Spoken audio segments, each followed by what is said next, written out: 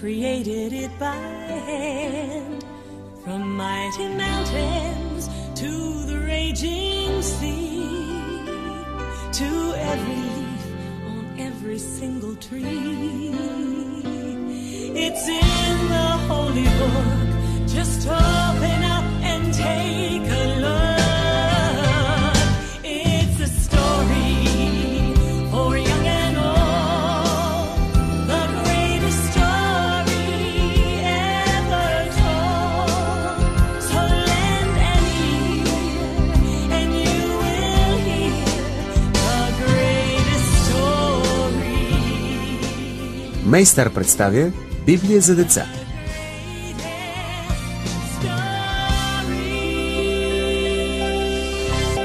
Исус и неговите чудеса.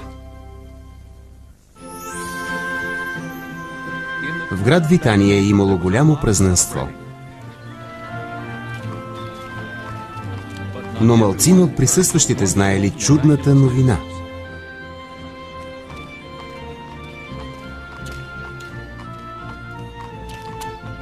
Извинете! Прощавайте! Какво става? Не си ли чул? Почина добър наш приятел. Наистина? Тогава защо всички са толкова радостни? Защото той възкръсна. Това е невъзможно. Трябва да е станало чудо. По-скоро бих повярвал, че магарето ми може да говори. Кой е този човек? Уверявам те, той не е обикновен човек. Казва се Исус и е син на Господ. Не ти се сърдим, че не ни вярваш. И ние бихме реагирали така, ако не познавахме Исус и не бяхме виждали чудесата му. Аз съм Петър. Аз съм Андрей. Ела и седни при нас. Андрей ме запозна с Исус. Харесах го още в първия миг. Петър разказал на пътника как няколко дни след като се запознал с Исус, всички те били поканени на една сватба. Присъствала дори Исусовата майка Мария.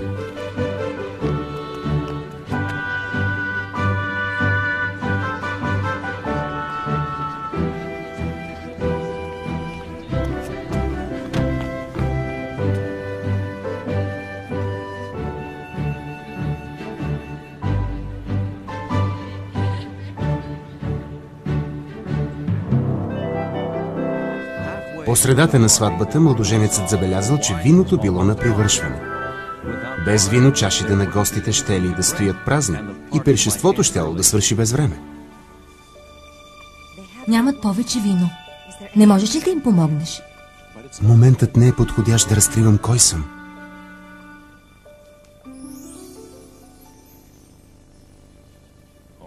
Добре. Постъпи както той ти каже. Напълни тези празни делви с вода.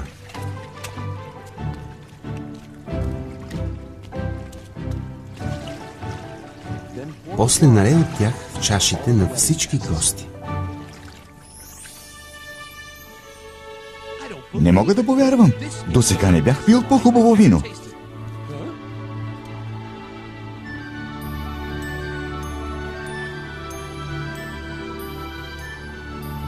Младоженецът нямал представа откъде дошло виното. Но Андрей и Петър знаели. Това бе първото чудо на Исус. Не мислите ли, че може да е било някакъв номер? Не, беше истинско чудо. С очите си го видяхме. И това бе само началото на неговите чудеса. Като онзи път, когато щяхме да ловим риба.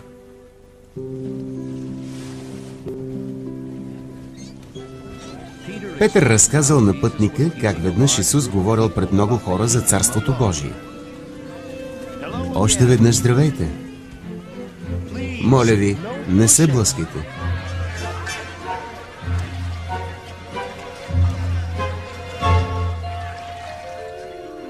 Може ли да дойда при вас? Разбира се. Да влезем навътре.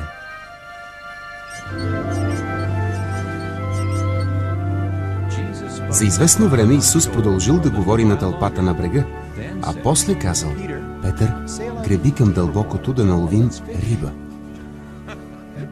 Исусе, цяла нощ ловихме, но нищо не хванахме. Сигурно, но опитайте сега да хвърлите мрежите си и ще видите. Както кажеш.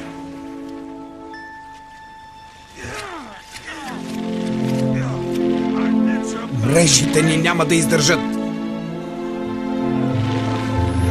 Ще ни трябва още една лодка.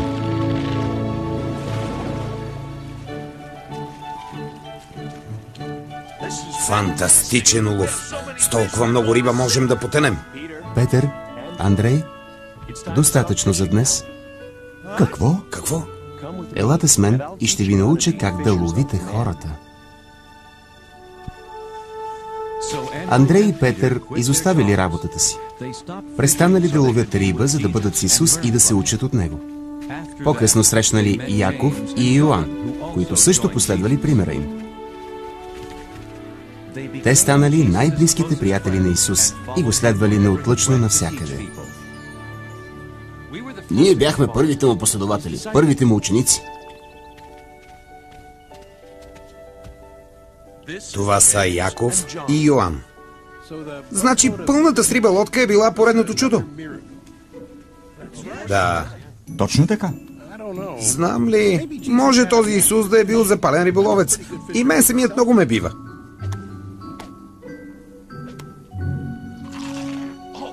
Това беше само началото. Случиха се още много чудеса. Това са Филип и Тома. Имаше време, когато Исус ни учеше в къщата на един приятел. Яков разказал как къщата била пълна с хора, които искали да чуят Исус. Едва ли ще се доберем до него, за да помогне на болния ни приятел.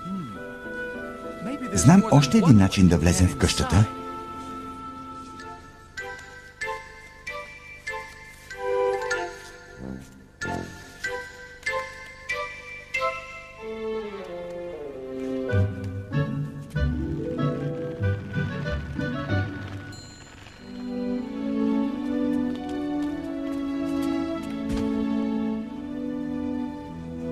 Запомнете, имате ли вяра, нищо няма да ви се опре.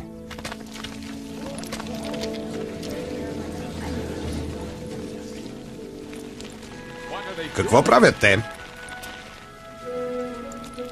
Назад. Махайте се. Чувате ли? Чакайте. Нима не виждате колко трудно са успели да вкарат болния си приятел?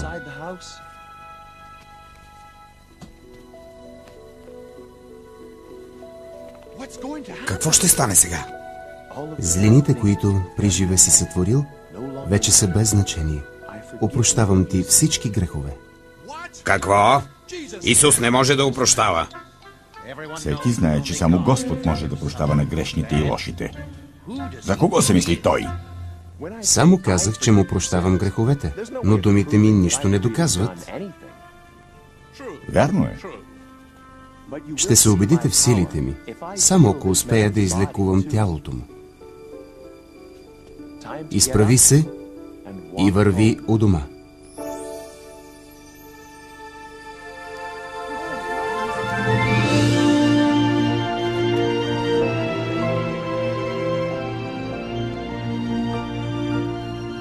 Слава Тебе, Господи! Той наистина е Негов син.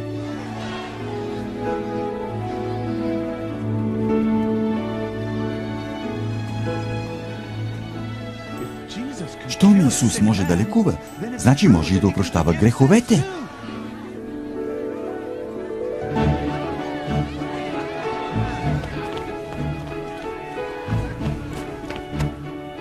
Вижте, Исус ме излекува. Мъжът и четиримата му приятели викали от радост и пели песни по целия път до дома. Това наистина прилича на чудо. Но може човекът да е бил съвсем здрав и нарочно да е заблудил Исус. Какво? Нима той не вярва в чудесата на Исус? Според него те са най-обикновени номера. Преди малко ни каза, че си добър риболовец. Веднъж хванах една толкова голяма камилска риба. А някога успявал ли си да укротиш буря? Никой не би могъл да го направи.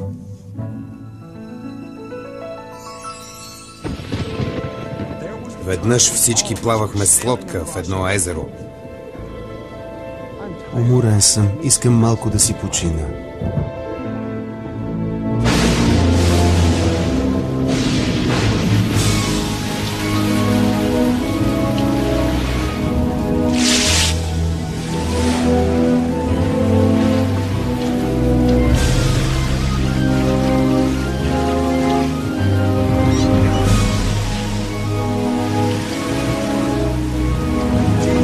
Исусе! Бурята ще ни потопи. Хвани това въже и силно го опари.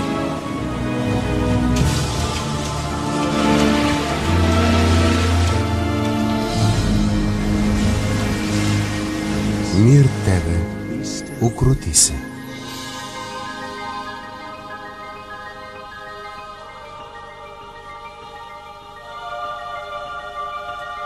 Видяхте ли?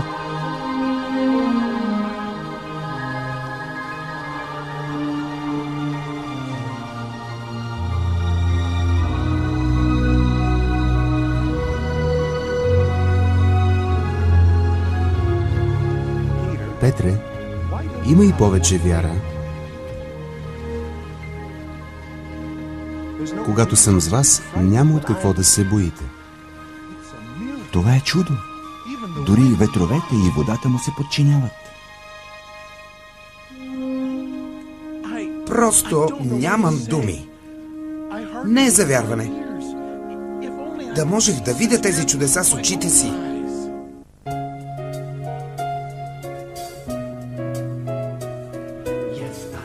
Видях аз чудесата. С очите си ги съзерцах. Пред мен приятелят ми Исус направи вино от вода. Виж, за да повярваш. Вярата ще те крепи. Щом в сърцето си се вгледаш ти, всичко ще ти се изясни. Сякаш съм видял с очите си всички тези чудеса. Той мрежите рибарски пълни, прави вино от вода. Гладните и бедни храни, слепците изцерява. В сърцето си, щом вгледам се, чудото сякаш оживява. В чудесата вярвам аз. Вярвам в Исус. В чудесата вярвам аз. Божията сила е в нас. Небето и земята не са чак толкова далеч. Щом в чудото повярваш ти, в сърцето си го запази.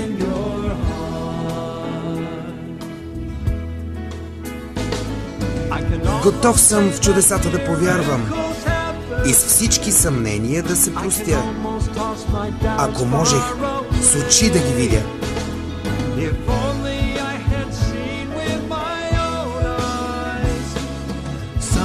Понякога, братко, само вярата е важна. В Израел един човек прави чудеса безброй. Казват, че е син на Бог. Исус се казва той. В чудесата вярвам аз. Вярвам в Исус. В чудесата вярвам аз. Божията сила е в нас. Небето и земята не са чак толкова далеч. Щом в чудото повярваш ти, в сърцето си го запази.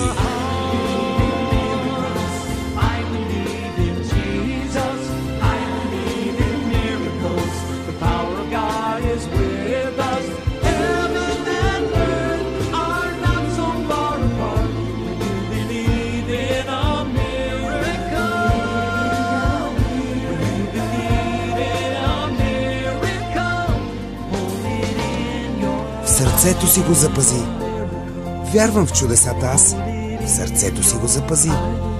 Вярвам в чудесата аз.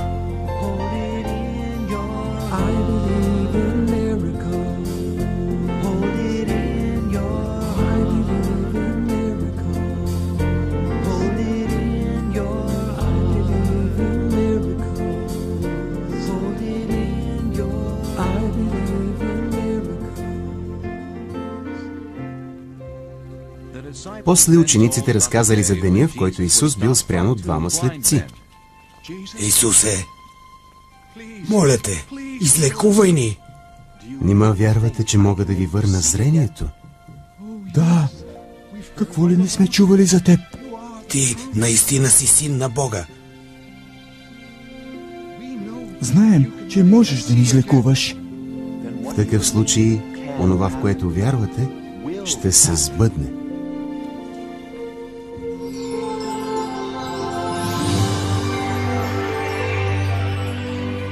Не спирайте да вярвате. Преди виждахме само мрак. А сега съзряхме светлината.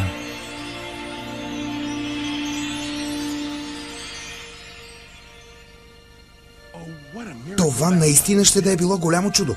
Моля ви, продължете. Учениците обяснили, че колкото повече научавали хората за Исус, толкова жаждата им за знание се увеличавала. Като онзи път в Галилея, когато той говорил пред 5000 души. Денят бил прекрасен. Като на голям пикник с изненади. Пусни хората да се разотидат и да си потърсят храна. Петре, още толкова много неща искам да им кажа. Филип, откъде можем да купим достатъчно храна за всички? И 8 месеца работа ще се малко да се заработи толкова много храна. Исусе, намерих едно момче, което има 5 хляба и 2 риби. Момчето с радост дало храната си на Исус.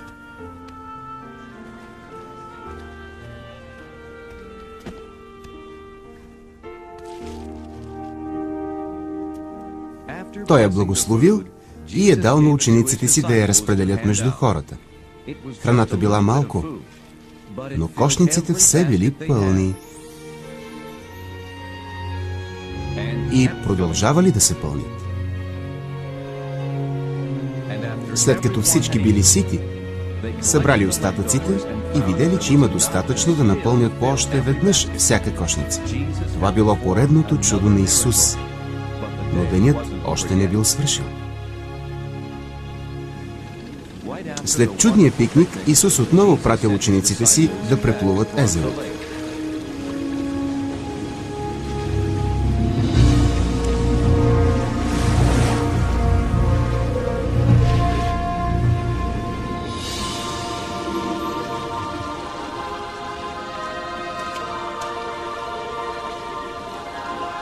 Вижте, ето там.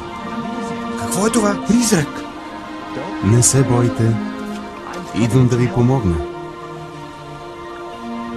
Исусе, мога ли да дойда при теб? Да, Петре.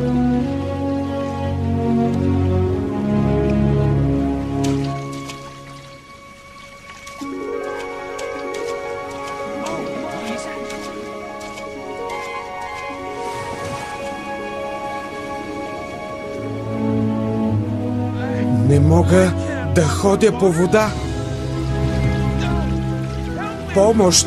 Исусе, помогни ми!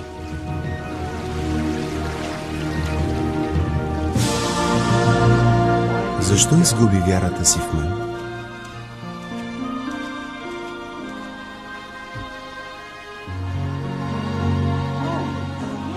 Ти наистина си син на Бога. Защо потъна, Петре? Защото за миг престанах да вярвам. Не вярвах напълно в Исус, нито в делата му, но Той ми показа верния път. Здравейте, Деус! След всички чудеса започвам да вярвам, че Исус е Син Господен. Още не сме ти разказали за едно от най-великите му чудеса. Яков разказал за деня, когато Исус научил трагичната новина за своя приятел Лазар.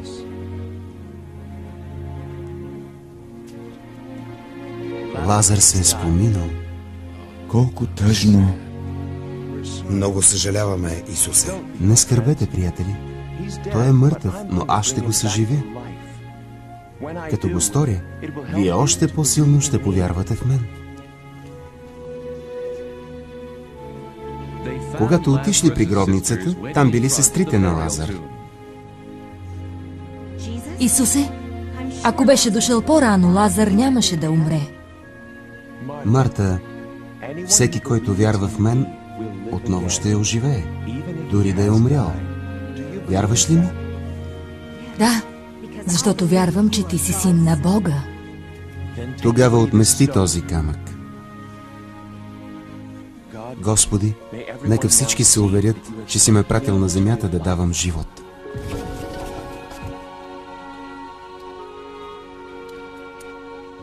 Лазар, излез оттам.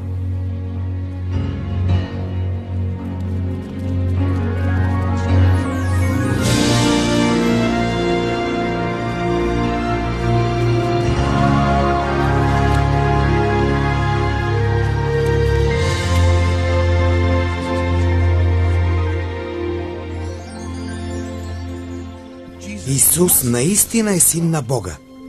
Тогава Петър разказал на пътника за най-важното и най-прекрасно чудо на Исус. То станало 3 дни след неговата смърт. Случило се в неделя, когато Йоан и Петър отишли на мястото, където бил погребан Исус. Но него го нямало. Исус бил възкръснал и се явил на своите ученици. Те първо го видели в водата. Какво ще правим сега? Отново ще станем рибари. Какво друго ни остава? В морето няма нито една рибка. Да, цяла нощ хвърляхме мрежите, но уви... Привет! Хванахте ли риба? Нито една. Опитайте пак.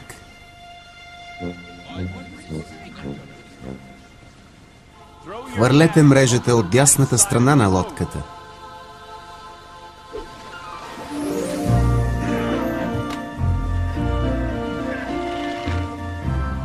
Вижте, това е Исус. Бързо, гребете към брега. Вие гребете, аз нямам търпение да го видя.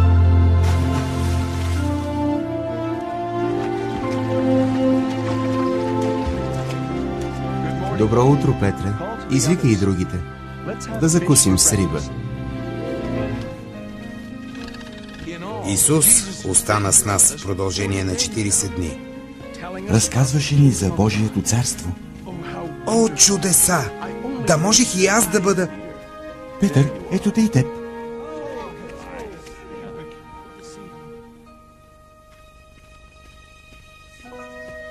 Давам ви благословията си, а сега ми е време да се връщам в рая при баща си. Тръгнете по широкия свят и разкажете на хората за мен. Помнете, аз винаги ще бъда с вас чрез Светия Дух.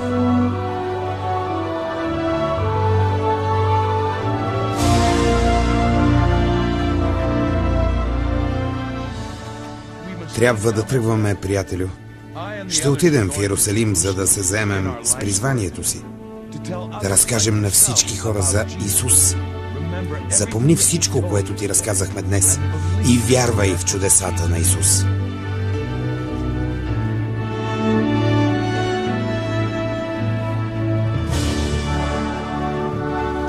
Вярвам. Вярвам. Вярвам.